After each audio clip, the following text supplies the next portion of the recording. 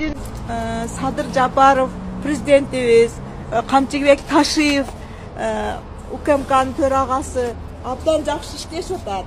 Бирок колдо иштеген адамдар анын айтканын кылбай өз билгендерин жасап атат. Биз сиздерге кайрылгандан бери иштерибиз жүрүшүп атат. Бирок кайрадан жаап таштап атат биздин ишибизди. Бул жерде уголовный дело бар болгондо да жок дешип туруп жаап, ушул биз 6 жылдан бери көчөдө үйсүз жүрөбүз. Ошонго сиздерге кайрылганы келдик. Биздин абалыбыз өтө оор абалда жүрөбүз. Көчөдө калып, үйүбүз жыгылганы, бирөөлөрдүн үйдө жашап жүрөбүз. Ушунга жардам бериңиздерди сурайм. Кайсы район? Баткен областынын Кызылкия шаарынан боломун. Менин үйүм 6 жылдан бери бек жатат. Эч ким кирбейт.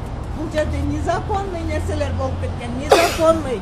Незаконный экенин доказать этсем дагы эч ким карабай жатат. Кызылкия Баткен областынын прокурору, Кызылкия шаардык прокурор. Кимдер фамилиясы? Ахматов деген постоянный мени тееп атат. Тергөөчү болсо жалган сөздөрдү жазып, жалган нерселерди айтып атат. Мен эмне кылышым керек? Эмне суранып келдиңиз? Мен үйүмө киргизип коюңуздарды суранып келдим. Камчыбек Ташиевке. Мен абалым өтө оор.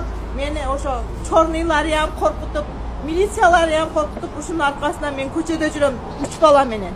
Карыган 85ке кирген кемпирди дагы сүдүрөп жүрөм мен. Дагы кандай эмеге бирок бийликке нааразычылыгыңыз жокпу? Азыркы саясатка, президентке, УКМКнын начальнигине эч кандай төрагалыбызга нааразычылыгыңыз жокпу? Бийликке нааразычылыгыңыз жокпу? Аларга мен рахмат айтам. Ушу кыргыз элиге ушундай дух берип, жардам берип, кыйла иштер бүтүп атканыга мен рахмат айтамын. Өмүрлөрү узун болсун, ден соолугу үчүн болсун. Бирок соттон иштер чечип бериш керек. Соттон иштерибиз чечилбей жатат.